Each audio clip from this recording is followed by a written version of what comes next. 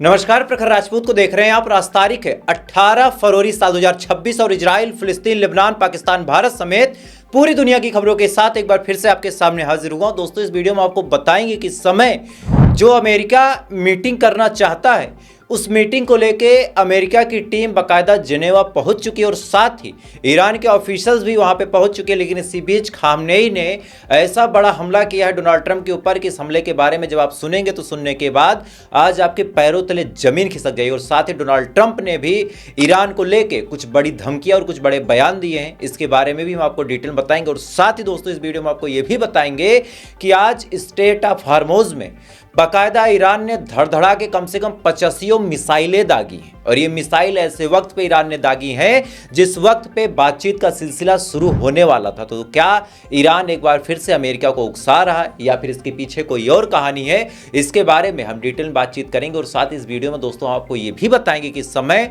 Gaza में जो कुछ सेकेंड फेज की पीस प्लानिंग होने वाली है, इस सेकेंड फेज की पीस प्लानिंग को लेके डोनाल्ड ट्रंप ने अपने इंटरव्यू में एक बड़ा बयान दिया और क्या कुछ कहा, इसके बारे में हम आपको डिटेल में बताएंगे भी, डिटेल में सुनवाएंगे भी। और साथ ही इस समय गाजा और फिलिस्तीन को लेके इजराइल और अमेरिका के क्या प्लान हैं, उसके बारे में हम आपको डिटेल में बताएंगे। और साथ ही इस समय अमेरिका के कुछ खतरनाक हथियार ईरान तक पहुंच रहे हैं, चाहे वो जेरल्ड फोर्ड हो, चाहे F-35 हो। इन तमाम हथियारों के नए जखीरे इस समय फिर से ईरान की तरफ पहुंचने वाले हैं। और इन जहाज़ों के जखीरों को लेके खामनेई साहब ने कौन सा बड़ा ऐलान किया है, इसके बारे में हम आपको डिटेल में बताएंगे। यानी यकीन मानिए दोस्तों, आज की जो खबर है बहुत ज़्यादा अहम है, बहुत ज़्यादा इंपॉर्टेंट है। इस वजह से वीडियो को लास्ट तक जरूर देखिएगा। चैनल पर नए हैं तो वीडियो को लाइक करके, चैनल को सब्सक्राइब करके अपना प्यार जरूर दीजिएगा। और साथ ही इस वीडियो को आप कहाँ से देख रहे हैं कमेंट करके बताइएगा। तब तक एक एक करके मैं आपको आज की खबरें बताता हूं। सबसे पहली खबर दोस्तों मैं आपको ईरान की बताऊंगा। दरअसल ईरान और अमेरिका अब सेकंड फेज में बातचीत करने के लिए जिनेवा पहुंच चुके हैं। जिनेवा में किस हिसाब की व्यवस्था, एक बार उसका छोटा सा मंजर देखें, फिर इसके बारे में आपको डिटेल बताता हूं। लेकिन पहले मंजर देखें।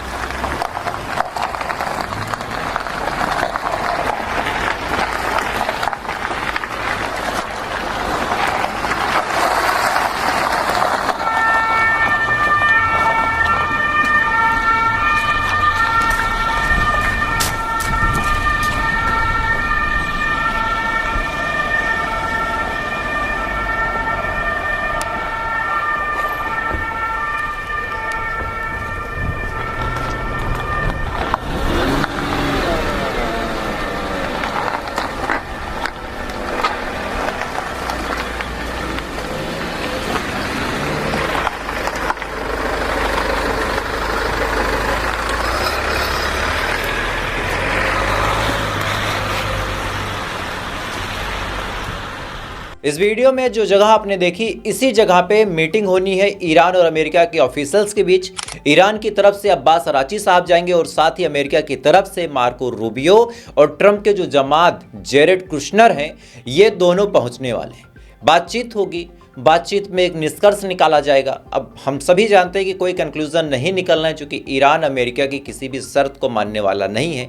खासकर जिस शर्त में इजराइल को फायदा हो, वो काम तो ईरान एकदम नहीं करेगा।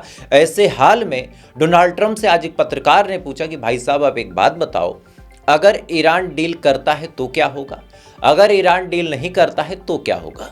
अब ये सवाल जब डोनाल्ड ट्रंप के सामने पूछा गया, तब डोनाल्ड ट्रंप ने कहा कि ऐसा है कि हमारी ताकत इतनी मजबूत है, हम इतने मजबूत चकाचौंध व्यवस्था के साथ ईरान के आसपास मंडरा रहे हैं कि ईरान हमसे डील करना चाहता है। अब ये बात जब डोनाल्ड ट्रंप ने बोली, तब पत्रकार ने पूछा कि अच्छा अगर डील नहीं हुई तो क्या होगा। तब अमेरिका ने कहा कि अगर डील नहीं होगी तो हम अपने B-2 बॉम्बरों के जखीरों को भेजेंगे और उसके बाद ईरान के पास बचने का कोई ऑप्शन नहीं होगा। क्या कुछ कहा था डोनाल्ड ट्रंप ने, थोड़ा सा सुने। Now that Gaza is entering phase 2, should Israel lift its ban on foreign journalists being allowed into Gaza? We'll be lifting a lot of bans pretty soon. I think you're going to see everything opening up. Gaza, look, we have peace in the Middle East. Now, you have some flames here and there, but we essentially have peace in the Middle East. And that happened primarily when we did the B-2 attack on the potential nuclear power. They would have had a nuclear weapon within 1 month. If that happened, happened, it would have been a whole different deal. Okay, thank you very much, everybody.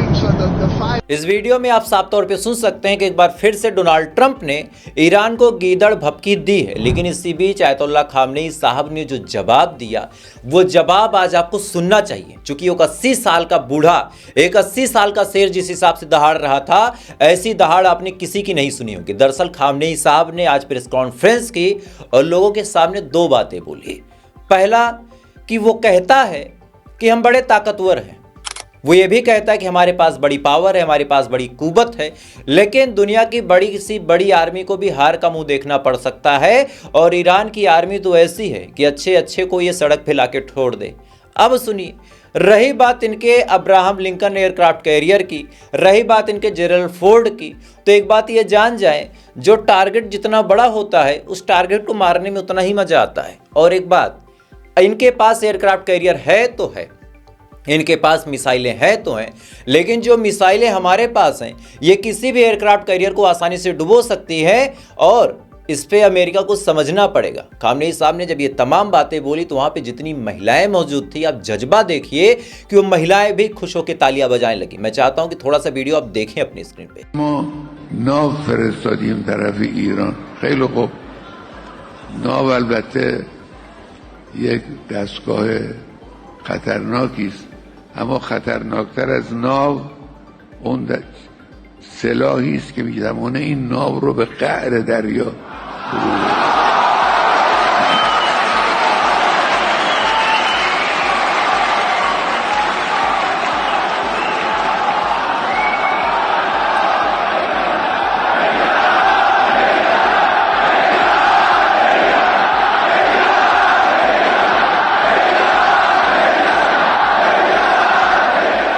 इस video में दोस्तों आप साफ तौर पे देख सकते हैं कि खामनेई साहब के चेहरे पे ना कोई डर ना कोई शिकन, और उससे भी ज्यादा ताजुब की बात दोस्तों ये है कि खामनेई साहब ने जब ये बातें बोली तो ऐसा नहीं था कि जो आवाम थी वो डरी हुई थी, आवाम भी तालियां बजा रही थी, आवाम के चेहरे पे एक हंसी थी। और इससे एक बड़ा साफ मैसेज जाता है कि भाई साहब आवाम भी कुछ कम नहीं है, आवाम भी अपनी ताकत को बढ़ाने में लगी हुई है। खैर, इधर ये तमाम चीज दोस्तों चल रही है, इधर बहुत बड़ी खबर निकल के सामने आ रही कि स्टेट ऑफ हार्मोज, जिसको मैंने आपको बताया था कि पूरी दुनिया का 20% यानी पूरी दुनिया की 20% जो ऑयल रिफाइनरीज चलती हैं वो स्टेट ऑफ हार्मोज के जरिए ही चलती हैं। यानी पूरी दुनिया में कहीं कोई व्यापार हो, कहीं कोई जहाज जाए, वहां पे 20% यानी 100 जहाज अगर पहुंची हैं तो 20 स्टेट ऑफ हार्मोज से ही पहुंचेंगी। और फाइनली स्टेट ऑफ हार्मोज पे पूरी तरीके से ईरान ने ब्लॉकेड कर दिया है। ईरान ने कहा कि भाई साहब हमें एक्सरसाइज करनी है और स्टेट ऑफ हार्मोज हमारा हिस्सा है, इस वजह से आपको जहां से जाना हो जाए, हमें नहीं मतलब है। इसके बाद ईरान ने स्टेट ऑफ हार्मोज पे अपनी नेवल एक्सरसाइज की और धड़धड़ा के मिसाइलें दागी हैं और इसके बाद मैसेज बड़ा क्लियर दिया है अमेरिका और इजराइल को कि हमसे भिड़ने की गलती मत करना। और इसी बीच बहुत बड़ी अपडेट दोस्तों निकल के सामने आ रही है कि अब स्टेट ऑफ हार्मोज में रशिया और चाइना अपने नेवल फोर्सेस को भेजेगा। रशिया और चाइना अपने नेवल फोर्सेस को भेज के वहां पे एक्सरसाइज करेगा, यानी जो स्टेट ऑफ हार्मोज है वो कई दिनों तक बंद रहेगा। अब आप सोचेंगे कि भाई स्टेट ऑफ हार्मोज बंद रहेगा तो इसमें किसका फायदा है, किसका नुकसान है। ध्यान से देखिए, ईरान ने एक मैसेज पूरी दुनिया को बड़े क्लियर अंदाज में दे दिया कि देखिए भाई साहब, बात बहुत सिंपल सी है कि हम अमन पसंद लोग हैं, हम पूरी दुनिया में खामोशी और शांति चाहते हैं, लेकिन अगर कोई देश हमें उकसाएगा, कोई देश हमारे ऊपर जंग लाजमी करेगा तो हम अपनी तैयारी करेंगे।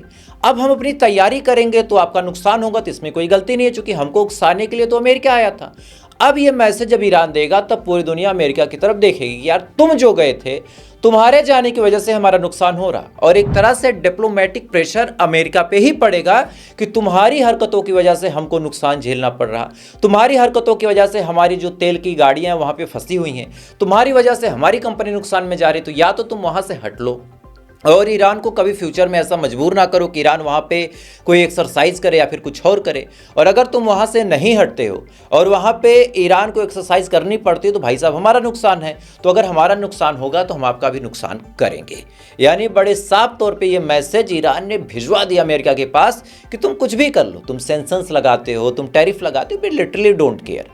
हम एक सिंपल काम करेंगे कि हम अपने स्टेट ऑफ हार्मोज पे अपना कब्जा करके बैठ जाएंगे, जिसका नुकसान होता हो, जिसका फायदा होता हो, हमें क्या खास मतलब है। मतलब एक तीर से कई शिकार करने का काम दोस्तों इस समय ईरान ने किया है। खैर, इसी बीच डोनाल्ड ट्रंप से उस पत्रकार ने गाजा के मुद्दे पे भी बातचीत की। डोनाल्ड ट्रंप से जब गाजा के मुद्दे पे बातचीत हुई तो पत्रकार ने एक बड़ा सिंपल सा सवाल पूछा कि भाई साहब, इजराइल ने पत्रकारों को जाने से रोक दिया है और गाजा के अंदर क्या कुछ चल रहा है ये चीज़ें पत्रकार नहीं दिखा पा रहे हैं, तो क्या अब पत्रकारों के ऊपर लगा हुआ बैन गाजा के ऊपर से हटेगा? अब ये बात जब डोनाल्ड ट्रंप से पूछी गई तब डोनाल्ड ट्रंप ने एक बड़ा बयान दिया और कहा कि गाजा के ऊपर कई सारे ऐसे बैन हैं, कई सारे ऐसे सेंक्शंस हैं और गाजा के अंदर बहुत कुछ खुलने वाला है, बस थोड़ा सा इंतजार कीजिए। तो मतलब बड़ा साफ है कि दोस्तों अब गाजा के अंदर पत्रकारों की एंट्री होगी और अगर ऐसा हुआ तो इजराइल ने जो वहाँ पे जुल्म सितम किया है, जो नरसंहार किया है, जो जेनोसाइड किया है, अब खुल के, चूंकि अब तक देखिए क्या था कि आंकड़े आते थे कि भाई इजराइल ने इतने लोगों को मार दिया, लेकिन हम सभी जानते हैं कि ना ही कोई एक्चुअल तस्वीर आती थी, ना ही कोई ज़्यादा वीडियोज़ आते थे और इस वजह से लोगों के अंदर पारदर्शिता की कमी थी। यानी जो लोग गाजा के बारे में ज़्यादा नहीं जानते और इजराइल की हरकतों के बारे में नहीं जानते, वो एक तरह से डाउट में थे कि क्या इजराइल ने सच में ऐसा किया या फिर नहीं किया। लेकिन अब इस घटना के बाद, यानी जब पत्रकारों की एंट्री हो जाएगी, इसके बाद कहीं ना कहीं ट्रांसपेरेंसी बन जाएगी और कैमरे के सामने अगर आप कुछ गलत करते हैं तो कहीं ना कहीं आप बहुत बुरी तरीके से फंसेंगे और ये चीज़ इजराइल को खटकेगी जरूर। खैर दोस्तों, इधर ये तमाम चीज़ चल रही है, इधर बहुत बड़ी रिपोर्ट निकल के सामने आ रही कि जो Gerald Ford aircraft carrier America ने भेजा था, वो जेरल्ड फोर्ड एयरक्राफ्ट कैरियर अब इस समय धीरे धीरे करके अलग अलग सागरों से गुजरते हुए ईरान के करीब आता चला जा रहा है। और इसी बीच एक और अपडेट निकल के सामने आई है कि अमेरिका ने अपने 18 F-35 फाइटर जेट को मिडिल ईस्ट की तरफ रवाना किया है।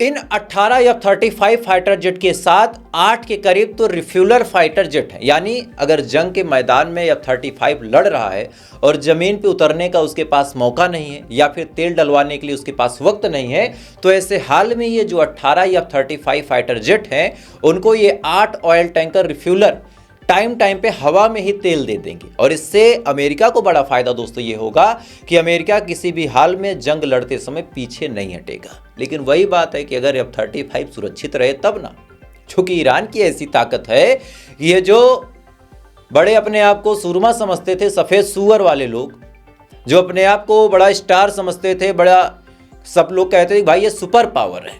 सुपर पावर की यही है हैसियत और यही हकीकत है कि 1.5 महीने से वहां पे घेर के बैठे हैं, आज तक एक कंकड़ मारने की हिम्मत नहीं हुई। स्टेट ऑफ हार्मोज पे ईरान कब्जा करके बैठ गया और इनके दम नहीं है कि ये कुछ बोल सके। खैर, इधर ये तमाम चीजें दोस्तों चल रही है। इधर एक और अपडेट आपको देता हूं। अपडेट निकल के सामने आई दोस्तों भारत के हवाले से, और ये अपडेट मैं पाकिस्तानियों को स्पेशली देना चाहता हूं। पाकिस्तान में आए दिन धमाका होता है, इवन भारत में भी होता है, वो बात की बात है, लेकिन सुनिए आप। फ्रांस के राष्ट्रपति एनुअल मैक्रोन भारत आए हैं। भारत में दरअसल वो राफेल के मुद्दे पे डील करने आए हैं। इस मुद्दे पे भारत ने कहीं ना कहीं फ्रांस के साथ लगभग 3.5 से 4 लाख करोड़ का बजट या फिर कहें डील किया है। 3.5 से 4 लाख करोड़ के राफेल हम फ्रांस से लेंगे और भी हथियार लेंगे।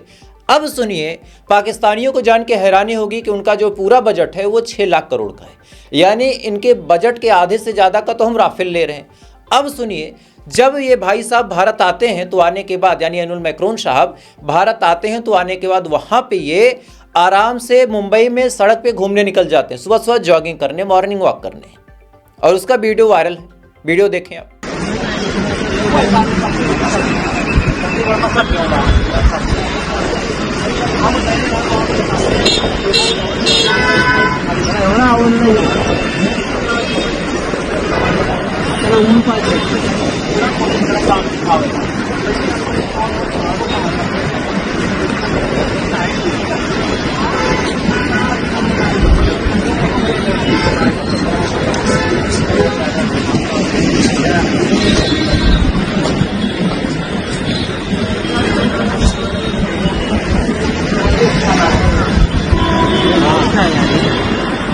इस वीडियो में आप साफ तौर पे देख सकते हैं कि एनुअल मैक्रोन भाई साहब आराम से सड़क पे घूम रहे हैं और ये पूरी दुनिया में क्लियर मैसेज देता है। जैसे अभी रशिया से पुतिन साहब आए थे तो हमने उनको टोयोटा फॉर्च्यूनर में बैठा दिया था, अब एनुअल मैक्रोन साहब आ रहे हैं तो वो सड़क पे घूम रहे हैं। तो एक मैसेज बड़ा साफ है कि भैया भारत से ज़्यादा सुरक्षित जगह पूरी दुनिया में नहीं है।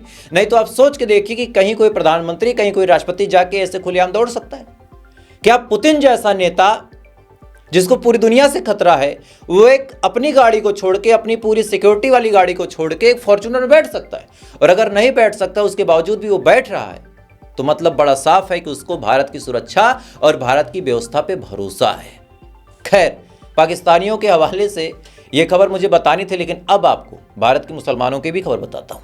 आपको याद होगा बरेली में एक घर के अंदर बाकायदा कुछ लोग नमाज पढ़ रहे थे। मोहम्मदगंज गांव नाम का ये गांव था जहां पे नमाज पढ़ रहे थे और नमाज पढ़ने के दौरान भाई साहब क्या हुआ कि अचानक से पुलिस वाले आते हैं और उठा ले जाते हैं।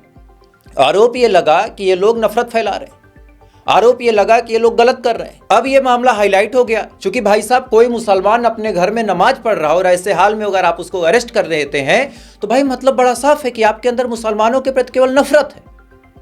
पुलिस वालों ने गिरफ्तार किया, बाद में मजिस्ट्रेट साहब ने जमानत दे दी, उसके बाद उनको छोड़ दिया गया, लेकिन चंद घंटों तक उनको जेल में सफर करना पड़ा। और यही बात जब हाईकोर्ट तक पहुंची तब हाईकोर्ट अच्छा खासा नाराज है दोस्तों, और नाराज होने के बाद हाईकोर्ट ने क्लियर अंदाज में मैसेज भेजा है और डीएम को और वहां के जो एसएसपी साहब है उनको समन भेजा है कि भाई साहब और जरा हमें जवाब दो कि एक मुसलमान अगर अपने घर में नमाज पढ़ रहा है तो तुम्हारी हिम्मत कैसे हुई उसको अरेस्ट करने की? अवमानना का ये पूरा नोटिस है। अब डीएम साहब को, एसएसपी साहब को जवाब देना होगा कि भाई साहब आओ और हमें खुल के जरा बताओ कि कौन सा दंगा नमाज पढ़ने से भड़क रहा था। यानी एक बात बड़ी साफ है, सरकार कैसे भी काम करे, आज भी आपको अपने कोर्ट सिस्टम पे भरोसा होना चाहिए। छोटी छोटी बातों पे जो लोग नाराज होकर कोर्ट को गाली देने लगते हैं, आज ये कोर्ट ना होना तो वास्तविकता के साथ बता रहा हूं, सरकार और पुलिस व्यवस्था आपको बेच के खा जाए। केवल आर्मी और कोर्ट ऐसी है जो सच में देश की हिफाजत करने में, देश की डेमोक्रेसी बचाने में लगी हुई है। खैर, तो फिलहाल अभी के लिए बस इतना ही। बाकी थोड़ी देर बाद आपसे फिर मुलाकात होगी ऐसी किसी खबर के साथ। तब तक आप अच्छे रहें, खुश रहें, अपना ख्याल रखें, अपने देश का ख्याल रखें। जय हिंद, ऊपर वाला आपकी हिफाजत करे।